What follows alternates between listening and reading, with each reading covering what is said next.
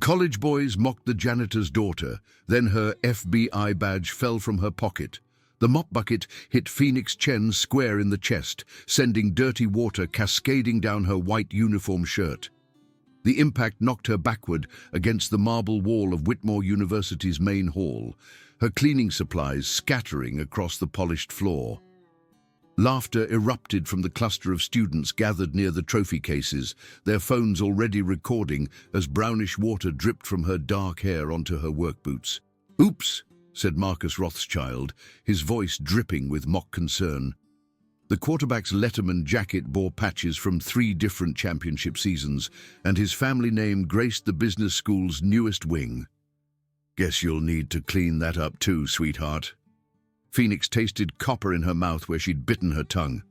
The ammonia smell from the cleaning solution burned her nostrils as it mixed with the stench of humiliation. Around her, phones clicked and buzzed as students uploaded videos to their social media accounts. Someone giggled about the janitor's daughter getting what she deserved. "Maybe she should stick to bathrooms," said Chelsea Montrose, Marcus's girlfriend, whose father owned half the real estate in town. "Leave the important areas to actual students." The marble felt cold against Phoenix's back as she slowly stood, water still pooling around her feet. Her hands trembled as she reached for the scattered cleaning supplies, but not from fear. 23 years old, working the night shift to pay for her own classes, she'd endured worse than this. Much worse. The expensive sneakers of her tormentors squeaked against the wet floor as they circled closer, sensing vulnerability. "Look at her shaking," Marcus laughed, grabbing another student's phone to get a better angle. "This is going straight to TikTok. #janitor problems." Phoenix's fingers found the handle of her cleaning cart. She'd learned long ago that silence was sometimes the most powerful response. Her dark eyes met Marcus's blue ones for just a moment, and something in her expression made his smile falter. Not fear, not submission, but a cold assessment that made him shift uncomfortably. "Whatever," he said, turning away. "Come on, let's hit the party. This loser isn't worth our time." As their laughter faded down the hallway, Phoenix began methodically cleaning the mess. Her movements were precise, efficient, trained. Students passing by gave her a wide berth, some shooting sympathetic glances, others openly recording the aftermath. None stopped to help. In the security camera's blind spot, she allowed herself one moment to press her forehead against the cool marble wall and breathe. The next morning brought no relief. Phoenix arrived for her criminology class to find the video had already gone viral within the university's social networks. Students snickered as she took her usual seat in the back row, their whispers following her like smoke. The professor pretended not to notice when someone played the audio of her humiliation during the lecture break. "Isn't that the girl from the video?" a sophomore whispered loud enough to carry. "My dad says her family's been cleaning this school for like 20 years. Phoenix opened her notebook and focused on the lecture about federal investigation procedures. The irony wasn't lost on her. She'd written papers on criminal behavior patterns that her professors had praised, analyzing case studies with an insight that surprised even the veterans, if they only knew where that insight came from. During lunch, she found her usual quiet table in the campus coffee shop occupied by a group of Marcus's friends. They'd spread out deliberately, backpacks claiming every chair, forcing her to eat standing by the window. The barista, a work-study student named Jake, who'd always been friendly, avoided eye contact when she ordered. "Rough night at work?" called out Tyler Brennan, son of the university's largest donor. "Hope you brought an extra mop." The coffee shop erupted in laughter. Phoenix stirred sugar into her black coffee and said nothing. Through the window, she watched groundskeepers maintaining the perfect lawns that impressed prospective families during campus tours. Her father was among them, though she'd never acknowledged him publicly. Protecting him from this kind of humiliation had become second nature. That evening, the attacks escalated. Phoenix was restocking paper towels in the women's bathroom when she heard the lock click. Chelsea and 3 other girls from prominent families entered, their expressions predatory. "We need to talk," Chelsea said, her manicured nails clicking against the marble countertop, "about your little cleaning performance last night. And about you thinking you belong in classes with actual students," added Brittany Morrison, whose mother sat on the university's board of trustees. Phoenix set down the paper towels carefully. The bathroom's acoustics amplified every word, every breath. She counted the exits instinctively, noted the positions of potential witnesses. Old habits died hard. "See, the thing is," Chelsea continued, stepping closer, "some of us think you're getting a little too comfortable around here, taking up space that doesn't belong to you. Maybe it's time you focused on what you're actually good at," said another girl, kicking over Phoenix's supply cart.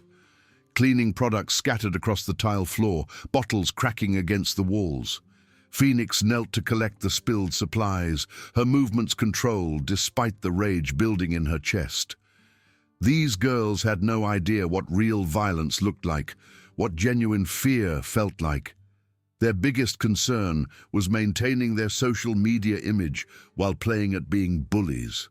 "Look at her, on her knees where she belongs," Brittany laughed, pulling out her phone. "This is perfect for my story." The bathroom door opened and Dr. Sarah Martinez entered, Phoenix's academic advisor and the only faculty member who'd shown genuine interest in her potential. The girls scattered immediately, leaving through the back exit like roaches when the lights came on. "Phoenix, are you all right?" Dr. Martinez asked, helping gather the cleaning supplies. "I saw them come in here and thought—" "I'm fine," Phoenix said quietly. "Just doing my job." But Dr. Martinez had noticed the calculated way Phoenix had positioned herself, the professional assessment of threats and exits. Something about this young woman didn't add up. Janitor's daughters didn't usually carry themselves like trained operators. The harassment continued daily for 2 weeks.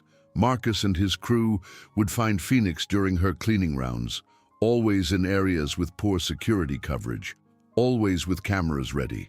They'd accidentally spill drinks for her to clean, mock her uniform, make crude comments about her family's financial situation.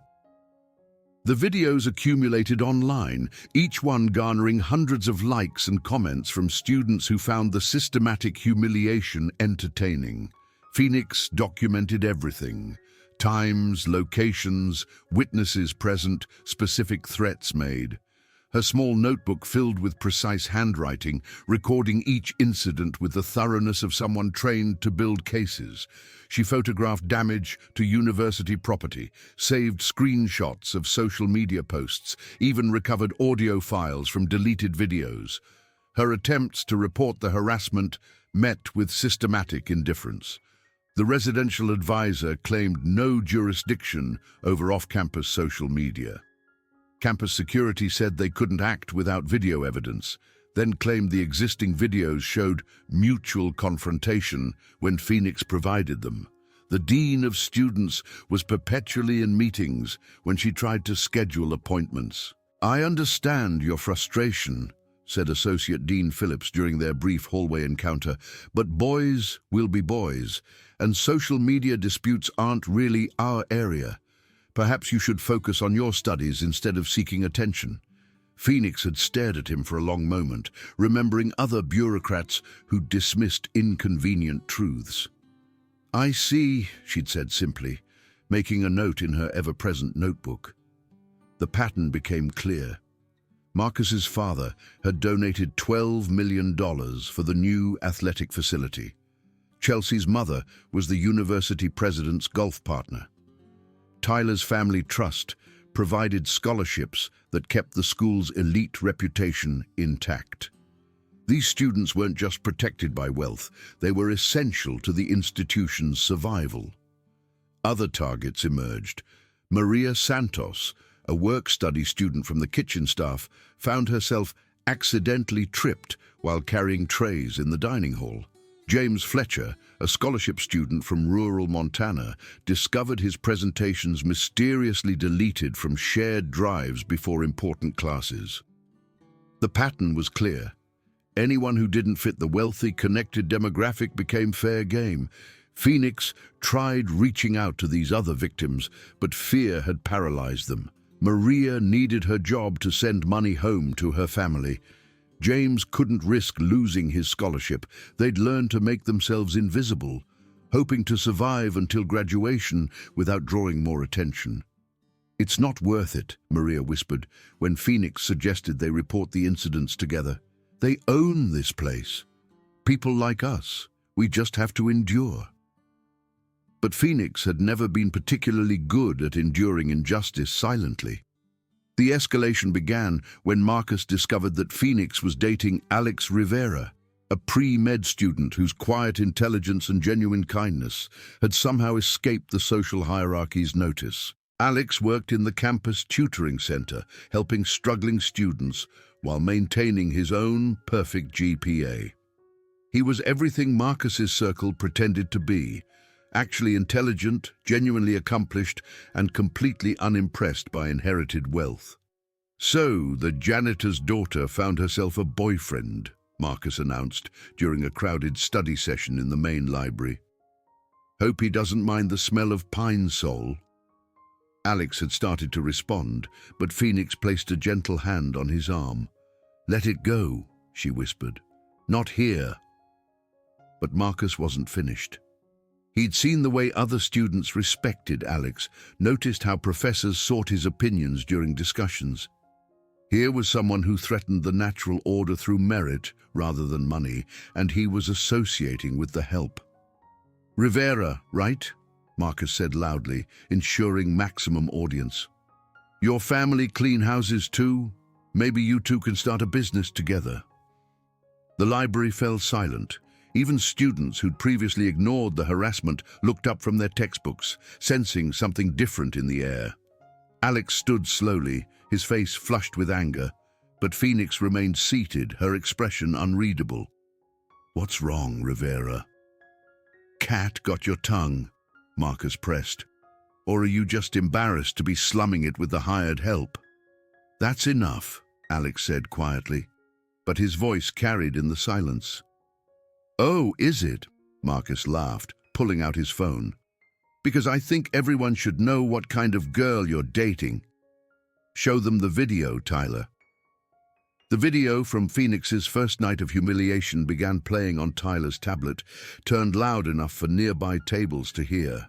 Phoenix watched herself getting drenched with mop water, saw her own moment of vulnerability broadcasted for entertainment. Around them, students shifted uncomfortably, but no one moved to stop it. Phoenix stood up slowly, gathering her books with deliberate care. Her movement was fluid, controlled, and something about it made Marcus take an unconscious step backward. For just a moment, her careful facade had slipped, revealing something harder underneath. "You done?" she asked quietly. "What?" Marcus stammered, thrown off by her calm response. "I asked if you were done." Phoenix's voice was barely above a whisper, but it carried clearly through the silent library. "Because I have studying to do." She walked away without another word, leaving Marcus standing there with his phone still recording nothing. Alex followed, catching up with her outside the library doors. "Phoenix, you don't have to take that," he said, anger still tight in his voice. "We can report this, get witnesses." "To who?" Phoenix asked, turning to face him. "The same people who've been ignoring it for weeks." But Alex had caught something in her tone, a familiarity with bureaucratic failure that seemed too practiced for someone her age. "What aren't you telling me?" he asked gently. Phoenix looked at him for a long moment. This kind, brilliant man who'd somehow found something worth loving in her carefully constructed persona. "Some things are better left alone," she said finally. The breaking point came 3 days later. Phoenix was working her usual evening shift when she heard screaming from the chemistry lab wing. She found Marcus and Tyler surrounding Jenny Walsh, a work-study student whose learning disability made her an easy target. They'd cornered her in a supply closet, filming as they forced her to drink from a beaker of unknown liquid. Come on, genius, Marcus was saying, holding his phone steady. Drink up, it's just water. What are you afraid of? Jenny was crying, her hands shaking as she held the beaker. The liquid inside was clear, but chemical smells filled the small closet. Phoenix could see Tyler's laptop open behind them, displaying a chemistry database. They knew exactly what they were making her drink. Stop, Phoenix said quietly from the doorway. Oh, look, Tyler grinned, not lowering his camera. The janitor's here to clean up. Sorry, this area's occupied. Put the beaker down, Phoenix said, stepping into the closet. Now. Or what? Marcus laughed, but something in Phoenix's voice made him glance at her nervously. You'll report us to your boyfriend. Maybe spill some more mop water.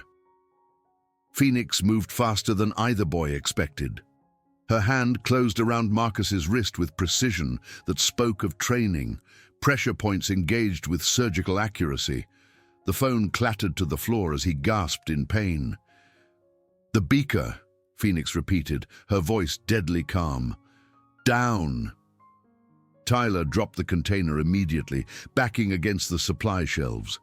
Jenny ran from the closet, sobbing.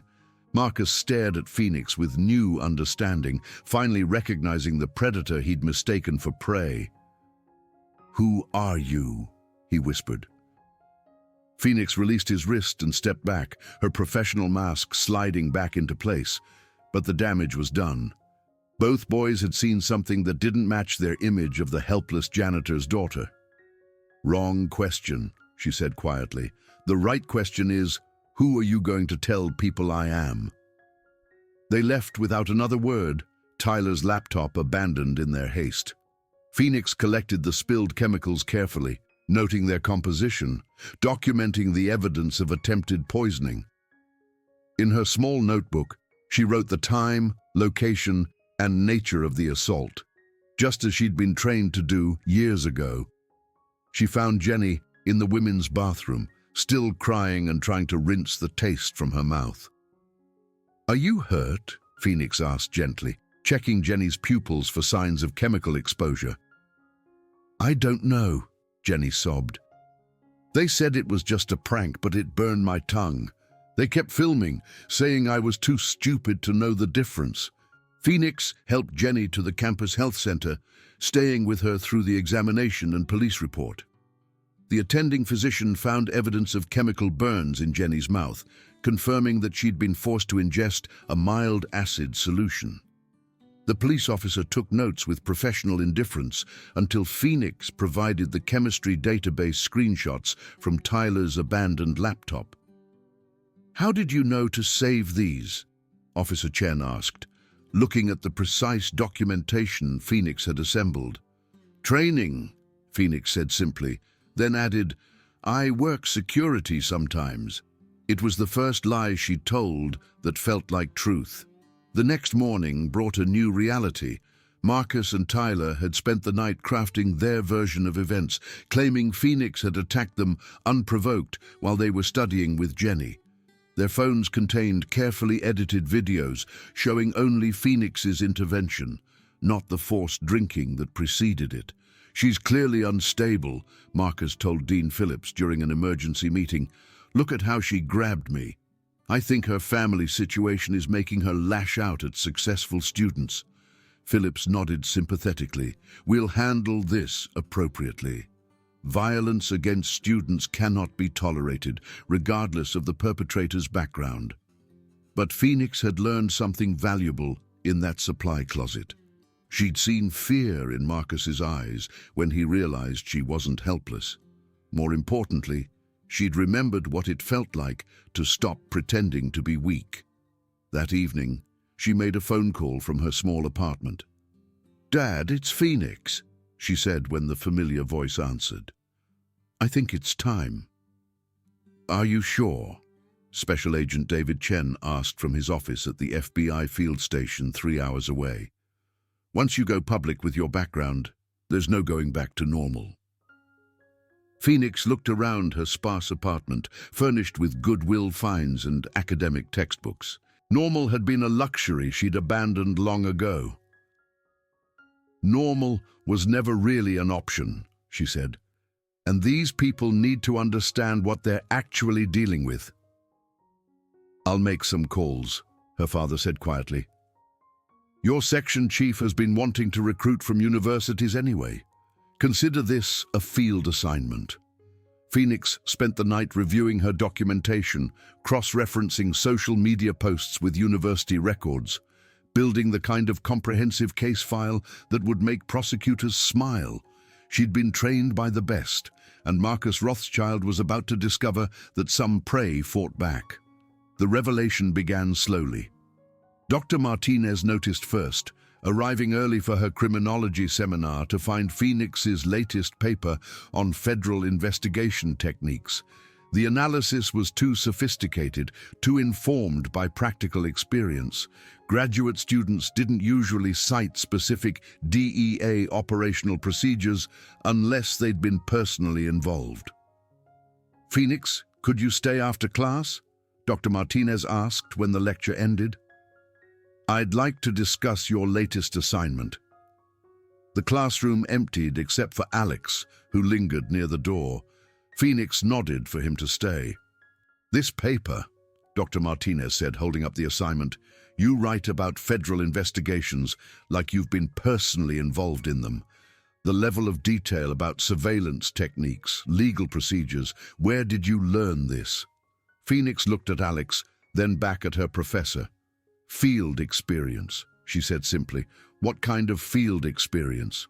"The kind that requires security clearance to discuss in detail." Dr. Martinez sat down heavily. "Are you telling me you're currently employed by a federal agency?" "On leave," Phoenix said. "Educational sabbatical. My supervisor thought hands-on experience with institutional corruption would be valuable for my development." "Your supervisor?" Alex asked, sinking into a nearby chair. "Phoenix, what do you actually do?" Phoenix pulled out her phone and showed them a photo. Herself in FBI tactical gear, standing with a team of agents outside a courthouse. The same woman who cleaned floors at night was clearly visible in federal law enforcement uniform. "Special Agent Phoenix Chen," she said quietly. 3 years with the Bureau's Public Corruption Unit. I specialize in institutional abuse of power." Dr. Martinez stared at the photo. "The janitor's daughter." "The janitor's daughter," Phoenix confirmed, "who happens to be Federal Agent David Chen's daughter. He's been working this campus for months, investigating financial irregularities in the athletic department. I volunteered to go undercover when we learned about the systematic harassment of working students." Alex was shaking his head. "The cleaning job, the classes, everything." "Real," Phoenix said. "I am taking classes. I do need the degree for promotion. But the cleaning job was perfect cover for accessing areas where the harassment occurs. Security cameras have blind spots, but custodial staff see everything. The next day, everything changed. Phoenix arrived for her shift, wearing her usual cleaning uniform, but she'd made one small alteration. Her FBI badge hung openly from her belt, reflecting the hallway lights as she pushed her cart through the main corridor. Students stared as she passed. Word spread through social media at lightning speed. The janitor's daughter was a federal agent. The videos of her humiliation took on new meaning when viewers realized they were watching the systematic harassment of a law enforcement officer. Marcus found her in the same hallway where he'd first assaulted her with the mop bucket. His usual entourage hung back nervously, suddenly uncertain about their leader's judgment. "So you're a cop," he said, trying to maintain his swagger but clearly rattled. "Federal agent," Phoenix corrected, not looking up from her cleaning. "There's a difference." "Why didn't you say something before?" Phoenix straightened slowly, meeting his eyes. "Because I wanted to see how far you'd go. How many people you'd hurt. How completely the system would fail to protect its most vulnerable members." "You entrapped us," Marcus accused, but his voice lacked conviction. "I documented you," Phoenix replied. "Everything you did, you chose to do. I just made sure there was a record." Behind Marcus, Tyler shifted nervously. "What kind of record?" Phoenix pulled out her notebook, thick with weeks of observations. Times, dates, locations, witnesses present, video evidence from 17 different incidents.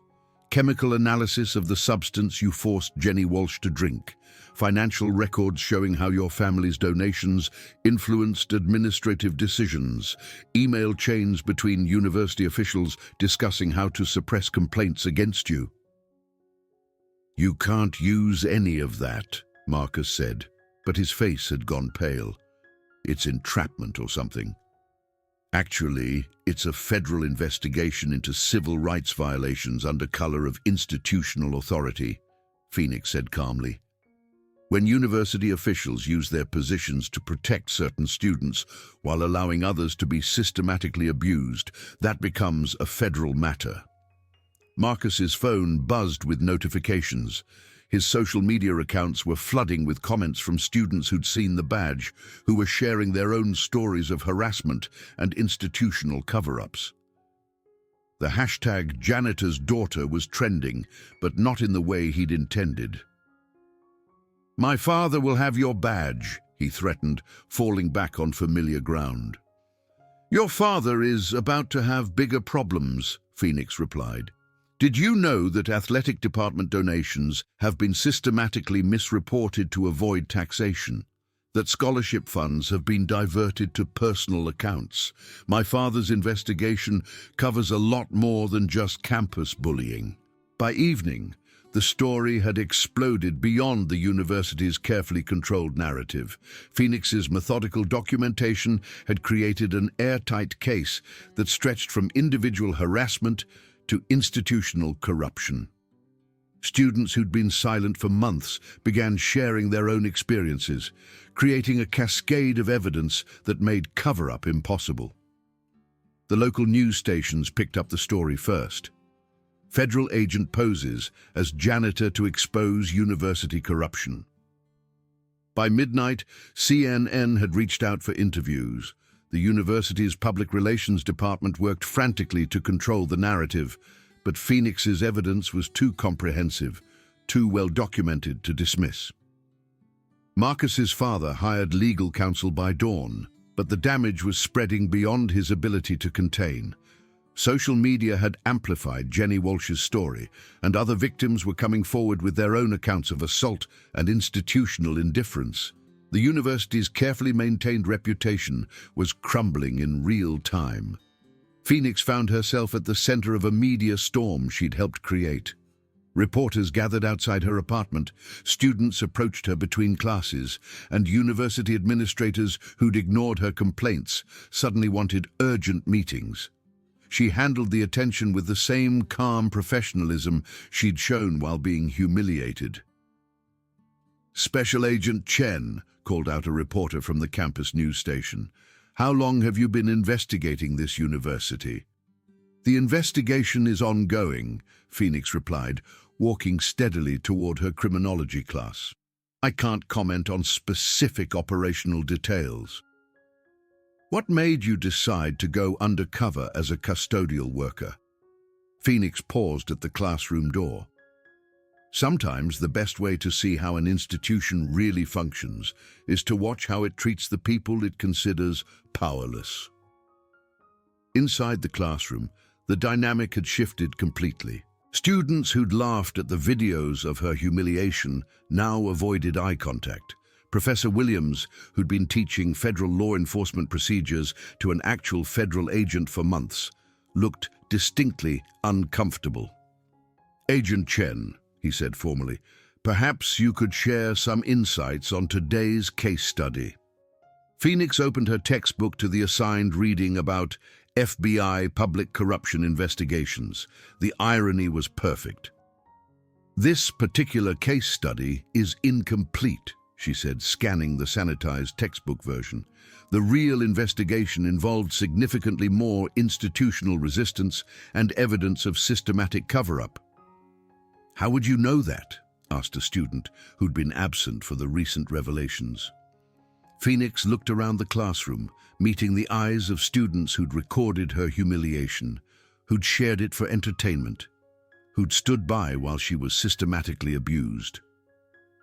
Because I worked that case, she said simply, and cases just like it. The room fell silent.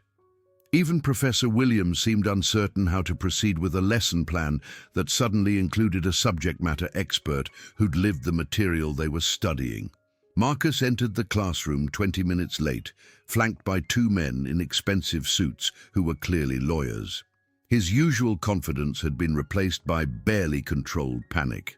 The legal team had spent the morning explaining exactly how serious federal civil rights violations could be, especially when combined with evidence of institutional conspiracy. "Agent Chen," one of the lawyers said formally, "my client would like to discuss a possible resolution to this situation." "Your client is welcome to contact the U.S. Attorney's Office," Phoenix replied, without looking up from her notes. "I'm sure they'll be happy to discuss plea arrangements." "Now, wait just a minute," Marcus burst out, his careful legal coaching forgotten. "You can't just destroy people's lives because you got your feelings hurt." The classroom was dead silent. Phoenix slowly closed her textbook and stood, her movement controlled and precise. For the first time since the revelations began, her professional mask slipped slightly. "Mr. Rothschild," she said quietly, "you forced a girl with a learning disability to drink acid while filming it for entertainment. You systematically harassed working students for months while university officials covered up your crimes. You and your friends turned institutional privilege into a weapon against the most vulnerable members of this community." Her voice remained level, but something in her tone made both lawyers take a step back. "I didn't destroy your life," she continued. "I documented it. Everything that's happening to you now is the direct consequence of choices you made freely and repeatedly. The only thing I did was make sure there were consequences." Marcus's face had gone red. "My family owns half this town. Your father is about to discover that federal law applies to everyone," Phoenix interrupted. "Wealth doesn't create immunity from the Constitution." The larger legal crisis was already developing beyond the classroom. By afternoon, the university's Board of Trustees had called an emergency meeting. Phoenix's investigation had revealed financial irregularities that extended far beyond athletic donations. Scholarship funds had been misappropriated, work-study positions had been eliminated to fund vanity projects, and multiple federal compliance violations had been systematically covered up. "This is a disaster," Board Chairman Morrison told the assembled trustees. "The FBI has been operating on our campus for months without our knowledge."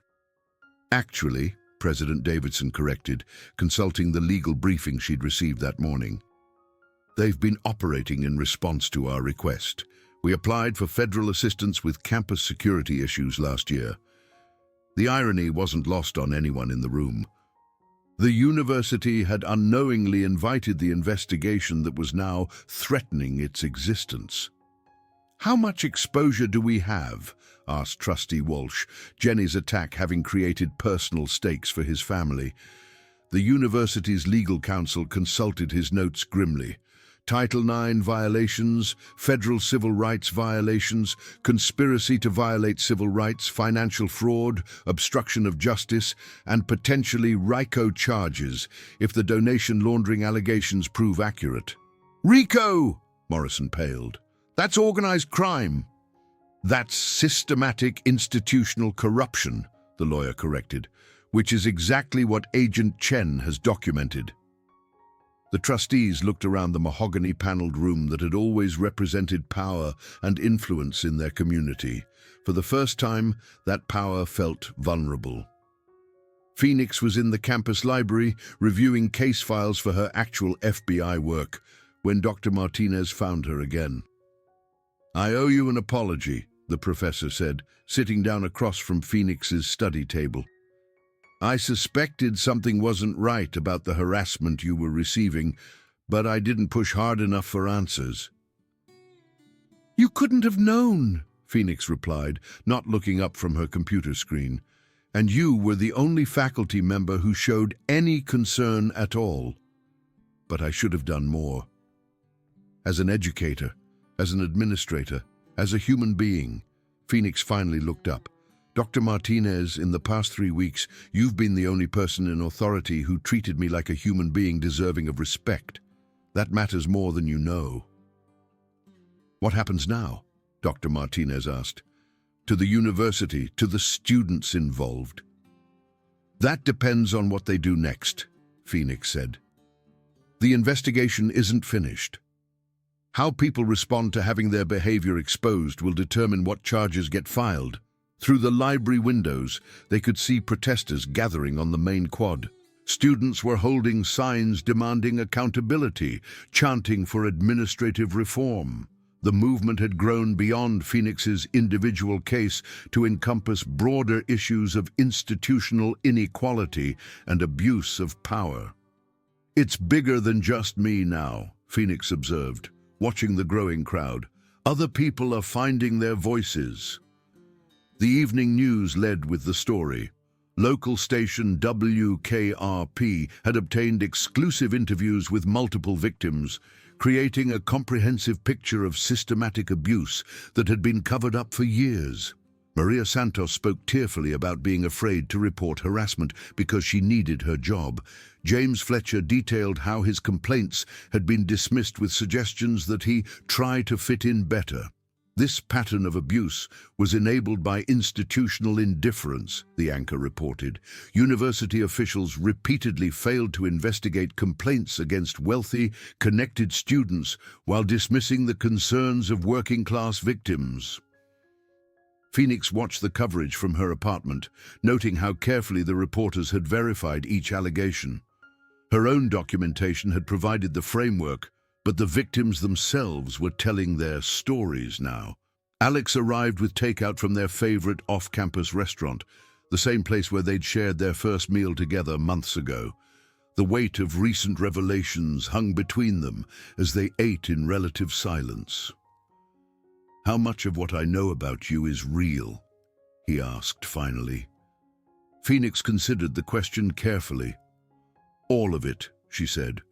"I really am taking classes. I really do need the degree for career advancement. I really was working as custodial staff. The feelings between us, the conversations we've had, the way I think about things, all real. But you've been investigating the entire time. I've been documenting what I observed." The investigation was already underway when I arrived. Alex pushed food around his plate thoughtfully. "You could have told me." "Could I?" Phoenix asked gently. "Would you have been able to treat me normally, knowing I was a federal agent? Would our relationship have developed the same way?" Alex considered this. "Probably not.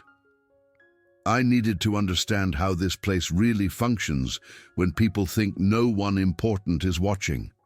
Your reaction, everyone's reaction, had to be genuine. And now," Phoenix reached across the table and took his hand. "Now I'm hoping that what we built is strong enough to survive the truth." Alex squeezed her fingers. "The truth is that I fell in love with someone brave enough to seek justice for people who couldn't seek it for themselves. Learning she's also a federal agent doesn't change that." The university's crisis deepened over the following days. Parents pulled their children from classes, donors threatened to withdraw funding, and the state legislature announced plans for oversight hearings. The NCAA opened its own investigation into athletic department financial irregularities, potentially threatening the university's sports programs. Phoenix continued her classes and custodial duties, now shadowed by federal marshals who'd been assigned for her protection. Threats had begun arriving through social media and anonymous phone calls, mostly from parents of accused students who blamed her for exposing their children's behavior. "You've destroyed innocent young men's lives," one voicemail accused. "They were just having fun, and you've turned it into some kind of federal case." Phoenix saved each threat methodically, adding them to the growing file of evidence that demonstrated how deeply the institutional rot extended into the community itself. The school board meeting was packed beyond capacity. Phoenix sat in the front row, her FBI credentials clearly visible, flanked by other federal agents who'd arrived to provide security and witness testimony. Behind her, the auditorium filled with students, parents, faculty, and community members who'd come to demand answers. Board Chairman Morrison called for order as the crowd settled into an uneasy quiet. "We're here tonight to address recent allegations of misconduct within our university community," he began carefully. "We want to assure everyone that we take these matters seriously and are committed to full cooperation with ongoing investigations." "Cooperation?" shouted Maria Santos from the audience. "Where was cooperation when we tried to report harassment? Where was cooperation when evidence was being deleted?" The crowd erupted in supportive cheers. Morrison banged his gavel repeatedly, struggling to maintain control. "Please, let's proceed in an orderly fashion," he called out. "We'll hear from all stakeholders tonight." Jenny Walsh approached the microphone during the public comment period. Her hands trembled as she adjusted the height, but her voice was steady when she spoke. "6 months ago, I was forced to drink acid while being filmed for entertainment," she said. "When I tried to report it, I was told it was just boys being boys. I was told maybe I misunderstood what happened. I was told maybe I should transfer to a different school if I couldn't handle the social environment." The auditorium was dead silent. "Agent Chen saved my life that night," Jenny continued, "but more than that, she saved my dignity. She showed me that what happened to me mattered, that I deserved protection, that the system was supposed to work for people like me too." Phoenix felt tears threatening as she listened to Jenny's testimony. This was why she'd chosen this work, why she'd endured months of humiliation and systematic abuse. Real people with real lives deserve justice. Marcus's father, Robert Rothschild, stood to address the board during the designated time for family statements. His expensive suit and practiced demeanor couldn't hide the desperation in his voice. "My son made mistakes," he said carefully, "but he's a good kid who got caught up in social media culture and poor judgment. Destroying his future over youthful indiscretions serves no one's interests." Youthful indiscretions. Dr. Martinez stood from her seat in the faculty section. "Mr. Rothschild, your son committed chemical assault. He systematically terrorized vulnerable students for months. He and his friends turned this institution into their personal playground, while administrators looked the other way because of your family's donations." Robert Rothschild's face darkened. "Dr. Martinez, I think you're forgetting who funds your department's research grants." The threat was implicit but clear. Phoenix stood slowly, her movement commanding attention throughout the packed auditorium. "Mr. Rothschild," she said, her voice carrying clearly without amplification, "are you threatening Dr. Martinez's employment because she testified truthfully about your son's crimes?" "I'm simply reminding her of certain financial realities," he replied stiffly. "You're threatening a witness in a federal investigation," Phoenix corrected, "in front of 200 witnesses and multiple recording devices." The federal agents flanking Phoenix shifted slightly, their posture becoming more alert. Robert Rothschild suddenly realized he'd made a serious tactical error. "I wasn't threatening anyone," he backtracked quickly. You were merely demonstrating exactly how this institution became corrupt in the first place," Phoenix interrupted. "Money buys silence, donations purchase immunity, and anyone who challenges the system faces retaliation." She turned to address the full auditorium, her voice carrying the authority of someone trained to speak truth to power. "Ladies and gentlemen, you're witnessing the same dynamic that's allowed systematic abuse to flourish here for years. Speak up for victims, lose your funding. Report crimes, face career consequences. Challenge the wealthy and connected, discover that justice isn't equally available to everyone." The crowd was completely silent, hanging on every word. "But here's what Mr. Rothschild and others like him don't understand." Phoenix continued. Federal law doesn't care about your donations. The Constitution doesn't have an exemption clause for the wealthy, and justice, real justice, can't be purchased. The applause was thunderous, lasting nearly 5 minutes despite Morrison's attempts to restore order. Phoenix remained standing throughout, her eyes fixed on Robert Rothschild, who had gone pale as he realized the extent of his miscalculation. Dean Phillips took the microphone next, his prepared remarks clearly inadequate for the crisis at hand. The university has always maintained the highest standards of conduct, he began, then paused as derisive laughter rippled through the audience. We are committed to investigating these allegations thoroughly and implementing any necessary reforms. Dean Phillips, called out Alex from the audience, how do you explain the deleted security footage from the chemistry lab incident? Phillips consulted his notes nervously. I'm not aware of any deleted footage. Phoenix's father, Special Agent David Chen, stood from his position along the side wall. Dean Phillips, we recovered 17 different instances of security footage being systematically deleted following incidents involving the same group of students. We also have email chains showing your direct authorization for these deletions.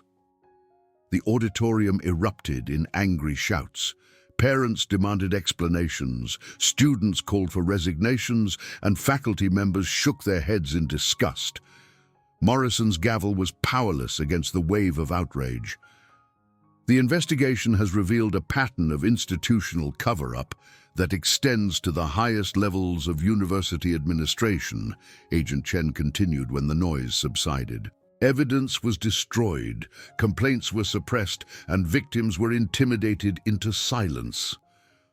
That's not accurate, Phillips protested. We followed standard procedures for student disciplinary matters. Your standard procedures violated federal law, Agent Chen replied calmly. Title IX requires thorough investigation of harassment complaints. Due process requires preservation of evidence. Civil rights law prohibits institutional discrimination based on economic status. Phillips looked around desperately for support from other administrators, but found only carefully neutral expressions. The legal exposure was too great for anyone to defend the indefensible. The meeting continued past midnight as speaker after speaker demanded accountability. Phoenix listened to testimony from dozens of victims who'd been silent for years, their stories painting a picture of systematic oppression that was even worse than her investigation had documented. This isn't just about Marcus Rothschild and his friends, testified Sarah Kim, a work-study student from the library. This is about a culture that treats working students like servants, that assumes we're grateful for any scraps of respect we receive. It's about professors who ignore obvious harassment because they don't want to jeopardize their relationships with donor families, added Michael Torres, a scholarship recipient from the engineering program. It's about an administration that cares more about protecting institutional reputation than protecting institutional values, concluded Dr. Rodriguez from the psychology department. By the time the board finally called for a recess, the crisis had evolved far beyond Phoenix's individual case. The systematic nature of the corruption had been exposed in damning detail, creating legal and financial liabilities that threatened the university's survival. Phoenix drove home through empty streets, exhausted but grimly satisfied. The truth was finally public. The victims were finding their voices, and the system that had protected predators for years was beginning to crumble. But she knew the hardest battles were still ahead. The next morning brought news that Marcus Rothschild had been arrested on federal charges of civil rights violations, assault, and conspiracy. Tyler Brennan and 3 other members of their group faced similar charges. The university itself was under federal investigation for institutional violations that could result in the loss of federal funding. Phoenix was reviewing evidence files in her apartment when her phone rang. Assistant United States Attorney Jennifer Walsh, Jenny's older sister, was calling with an update. "Phoenix, I wanted to let you know that we've had breakthrough developments overnight," Jennifer said. "Marcus's lawyer contacted us about a plea agreement." "What kind of plea?" "Full cooperation with the ongoing investigation, including testimony against university officials who facilitated the cover-up. In exchange, we'd recommend reduced sentencing on the individual charges." Phoenix considered this carefully. "What about the other victims? Do they get a say in this decision? That's why I'm calling you first. Your investigation created this case. Your documentation makes prosecution possible. I want your recommendation before we proceed." "My recommendation is that justice serves the victims, not the convenience of the prosecution," Phoenix said. "If Marcus cooperates fully and helps expose the institutional corruption, that serves the broader community. But any plea deal should include restitution for victims and mandatory community service that directly addresses the harm he's caused." "Agreed. What about his father's threats against Dr. Martinez?" "Additional charges. Witness intimidation can't be overlooked just because he's wealthy." Jennifer laughed grimly. "I was hoping you'd say that. Robert Rothschild is about to discover that threatening federal witnesses has serious consequences." The news of Marcus's arrest spread quickly through campus. Students gathered in small groups, processing the reality that their classmate was facing federal prison time. For many, it was the first encounter with genuine consequences for behavior they'd considered normal. Phoenix found Alex in the library, studying for his MCAT exam despite the chaos surrounding them. His ability to maintain focus on his goals while supporting her through the investigation had been one of the things that convinced her their relationship was worth the risks. "How are you holding up?" she asked, sliding into the chair beside him. "Better than Marcus Rothschild," Alex replied. "His mugshot is trending on social media. Turns out karma has excellent timing." Phoenix smiled despite herself. "I'm proud of how you've handled all this." "It couldn't have been easy learning your girlfriend was living a double life." "Triple life," Alex corrected. "Student, custodian, federal agent. I'm dating an overachiever." They sat together quietly, surrounded by students who were slowly coming to terms with the new reality on their campus. The systematic abuse that had been normalized for years was finally being recognized as criminal behavior. The institutional protection that had seemed permanent was crumbling under federal scrutiny. "What happens when your investigation is finished?" Alex asked. "Do you go back to regular FBI work?" "This is regular FBI work," Phoenix replied. "Public corruption, civil rights violations, institutional abuse of power. This is exactly what I trained for." "But what about us? What about your life here?" Phoenix looked around the library where she'd spent countless hours studying, where she'd been humiliated and threatened, where she'd fallen in love with a man who saw her as more than her cover identity. "I don't know," she said honestly. "I've never tried to build a personal life while doing this work. Usually, undercover assignments end, and I move on to the next case. And now? Now I'm hoping that some things are worth staying for." The university's reputation continued its free fall as national media picked up the story. CNN ran a special investigation into institutional corruption at elite universities, using Phoenix's case as a centerpiece. The segment included interviews with victims, analysis of the financial irregularities, and expert commentary on the broader implications for higher education. What we see at Whitmore University is a microcosm of how wealth and influence can corrupt institutions that are supposed to serve the public good, explained Dr. James Patterson, a criminology professor from Yale. When donations create immunity from consequences, when status provides protection from accountability, the entire system becomes illegitimate, Phoenix watched the broadcast from her apartment, taking notes on details that might be relevant to ongoing investigations. The media attention was accelerating developments beyond what she'd expected. Other universities were preemptively reviewing their own policies, terrified of facing similar scrutiny. Her phone buzzed with a text from her section chief at the FBI. Outstanding work. Media attention is generating tips about similar situations at other universities. Prepare for expansion of investigation scope.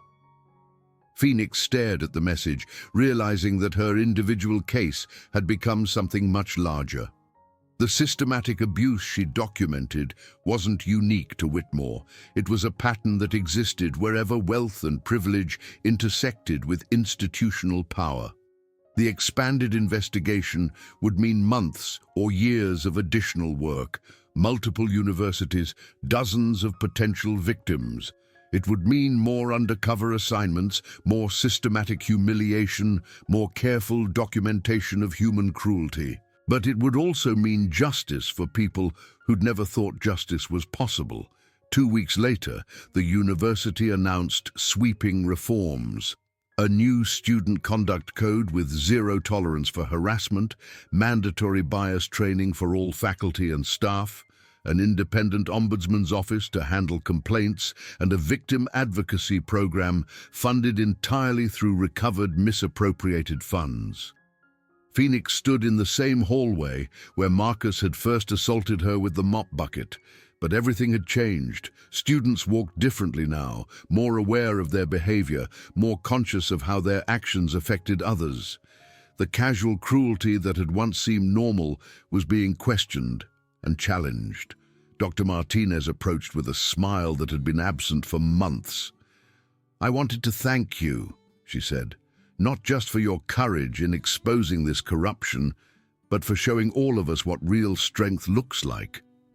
"I don't feel particularly strong," Phoenix admitted. "Most days, I felt like I was barely holding on." "That's exactly what made it strength. You endured systematic abuse while documenting evidence that would protect future victims. You absorbed their hatred while building a case for justice. That's not just strength, Phoenix. That's heroism." Phoenix looked around the hallway, remembering the fear and humiliation she'd felt in this exact spot. But she also remembered the moment she'd decided to stop being a victim and start being an agent of change. "No," she said quietly. "Heroism is Jenny Walsh speaking at that school board meeting despite her terror. Heroism is Maria Santos finding the courage to tell her story. Heroism is Alex standing by me when everything got complicated. And heroism is a federal agent choosing to endure months of abuse to protect people she'd never met," Dr. Martinez added firmly. The final hearing was held in federal court, with Marcus Rothschild and his co-conspirators facing sentencing for their crimes. Phoenix sat in the gallery beside other victims, watching as the judge reviewed the comprehensive evidence they'd assembled together. "Mr. Rothschild," Judge Harrison said, consulting the lengthy pre-sentencing report, "your crimes represent more than individual misconduct. They represent a systematic abuse of privilege that threatened the civil rights of fellow students and corrupted an institution of higher learning." Marcus stood beside his lawyer, no longer resembling the confident predator who'd tormented vulnerable students. Federal prosecution had a way of humbling even the most entitled defendants. "The court sentences you to 18 months in federal prison, followed by 2 years of supervised probation. You will also pay restitution to your victims and complete 500 hours of community service focused on anti-bullying education." It wasn't life in prison, but it was justice. Real consequences for real crimes, accountability that wealth couldn't purchase. As they left the courthouse, Jenny Walsh approached Phoenix with tears in her eyes. "I never thought this day would come," she said. "For months, I thought what happened to me didn't matter, that no one would ever care." "It always mattered," Phoenix replied. Your life, your dignity, your right to be safe. It always mattered. The sun was setting over the courthouse steps as victims and supporters gathered for impromptu celebration. Justice had been served, institutional corruption had been exposed, and a system that had protected predators for years had finally been forced to change. Phoenix stood apart from the crowd, processing the end of an investigation that had consumed months of her life. Alex joined her, slipping his hand into hers. "So what now?" he asked. "Back to regular federal agent duties." "Actually," Phoenix said, pulling out her phone to show him an email from her section chief, "I've been offered a permanent position with the Civil Rights Division, investigating institutional corruption at universities across the country." "That's incredible," Alex said, then paused. "Where would you be based?" "Regional headquarters, about an hour from here." Alex smiled. "Close enough for weekend visits while I'm in medical school?" "Close enough for more than that," Phoenix said, turning to face him fully. "Close enough for building something real together." As they walked down the courthouse steps together, Phoenix felt something she'd rarely experienced in her years of federal service. Hope, not just for justice in individual cases, but for systemic change that would protect future generations of students. Her phone buzzed with a message from a student at another university, someone who'd seen the news coverage and wanted to report similar abuse at their own school. Then another message and another. The work was just beginning, but for the first time in years, Phoenix Chen believed that real change was possible. The janitor's daughter had become something more powerful than anyone had imagined, an agent of justice in a system that desperately needed heroes. Behind them, the courthouse stood as a monument to the principle that justice, real justice, belonged to everyone, not just those who could afford to purchase it. And somewhere in that building, the gavel that had pronounced sentence on Marcus Rothschild waited for the next case, the next victim, the next chance to prove that in America, the law applied equally to all. The revolution had begun with a federal badge falling from a custodian's pocket. It would continue until every institution remembered that power existed to serve people, not to exploit them. Phoenix squeezed Alex's hand as they walked toward their car, ready to build both a relationship and a career on the foundation that some things, justice, dignity, truth, were worth fighting for no matter how long the battle took.